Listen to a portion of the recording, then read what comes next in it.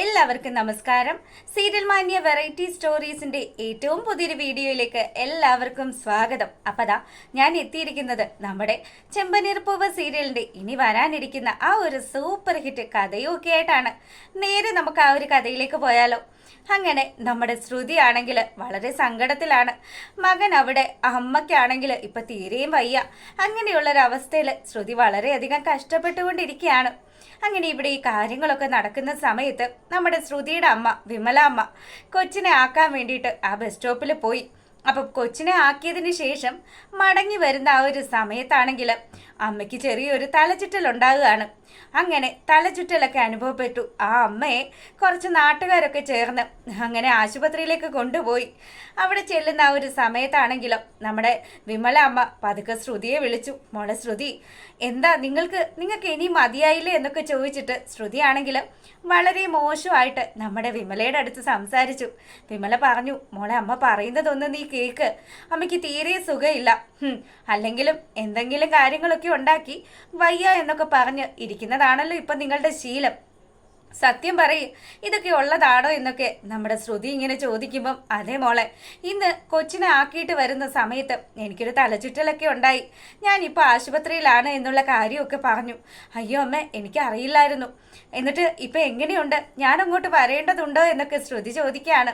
ഈ സമയം വിമല പറഞ്ഞു, മോളെ അമ്മ ഇപ്പം ആശുപത്രിയിലാണ്, മോളൊന്ന് വന്നിരുന്നെങ്കിൽ അമ്മയ്ക്ക് മോളോട് കുറച്ച് കാര്യങ്ങളൊക്കെ സംസാരിക്കാനുണ്ടെന്നും പറഞ്ഞു. അങ്ങനെ ഈ കാര്യങ്ങളൊക്കെ ഇവിടെ നടക്കുമ്പോഴാണെങ്കിലും നമ്മുടെ ശ്രുതിയുടെ അമ്മയുള്ള ആശുപത്രിയിൽ നമ്മുടെ രവീന്ദ്രനും അതുപോലെ തന്നെ രവീന്ദ്രന്റെ കൂട്ടുകാരനുണ്ടല്ലോ, പുള്ളിക്കാരനും കൂടെ വരികയാണ്. പുള്ളിക്കാരന്റെ ഭാര്യയ്ക്ക് ചെറിയ ക്ഷീണമൊക്കെയാണ്. അവരെ കാണാൻ വേണ്ടിയിട്ട് വന്നതാ. അപ്പൊ അവിടെ വരുന്ന സമയത്ത് ശ്രുതി ആശുപത്രിയിലേക്ക് കയറി പോകുന്ന ആ ഒരു കാഴ്ച രവി കാണുകയാണ്. അപ്പൊ രവി ഇങ്ങനെ ആലോചിച്ചു, നമ്മുടെ ആ നാട്ടിൽ നിന്നും കുറച്ചധികം ദൂരമുണ്ട് ഇങ്ങോട്ടേക്ക്, അപ്പം ഇവളെന്താ ഇവിടെ ചെയ്യുന്നത് എന്നുള്ള രീതിയിലൊക്കെ രവി ഇങ്ങനെ ആലോചിക്കുക. മരുമകളാണ്, മരുമകളുടെ അടുത്തേക്ക് പോലും പോയി സംസാരിക്കുന്നൊന്നുമില്ല. ശ്രുതിക്ക് എന്തൊക്കെയോ ചില രഹസ്യങ്ങളൊക്കെ ഉണ്ടെന്ന് രവിക്ക് മുന്നേ അറിയാം.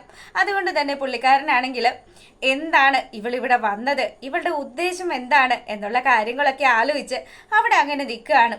അപ്പോഴത്തേക്കിനും നമ്മുടെ രവിയുടെ കൂട്ടുകാരൻ വന്നിട്ട് പറഞ്ഞു, അതെ എൻ്റെ ഭാര്യ ഓക്കെ ആണോ, ഇപ്പൊ വലിയ പ്രശ്നമൊന്നുമില്ല, അവളെ മിക്കവാറും 2 ദിവസത്തിനുള്ളിൽ ഡിസ്ചാർജ് ചെയ്യും. അങ്ങനെ ഇവർ ഈ കാര്യങ്ങളൊക്കെ സംസാരിച്ചു. പിന്നീടാണെങ്കിലും നമ്മുടെ ശ്രുതി നേരെ പോയിട്ട് വിമലയുടെ അടുത്ത് നിന്ന് സംസാരിക്കുക.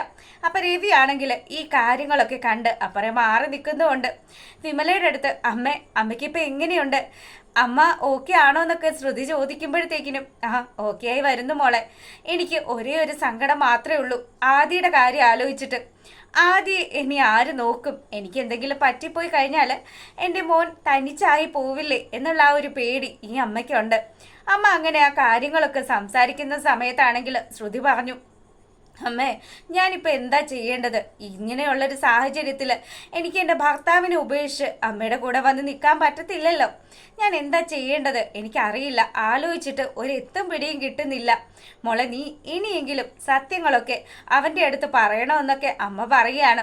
അപ്പം ഇവർ തങ്ങളിൽ എന്തോ ഒരു കണക്ഷൻ ഉണ്ട് എന്നുള്ള കാര്യം രവിക്ക് ബോധ്യപ്പെട്ടു.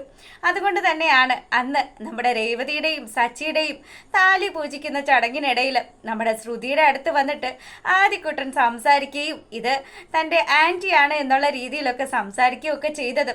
എല്ലാ കാര്യങ്ങളും വെച്ച് ആലോചിച്ച് നോക്കുമ്പോഴത്തേക്കിനും ശ്രുതി തങ്ങളെ പറഞ്ഞു പറ്റിക്കുകയായിരുന്നു എന്നുള്ള ആ ഒരു സത്യം രവി ആ ആശുപത്രിയിൽ വെച്ച് മനസ്സിലാക്കുകയാണ്.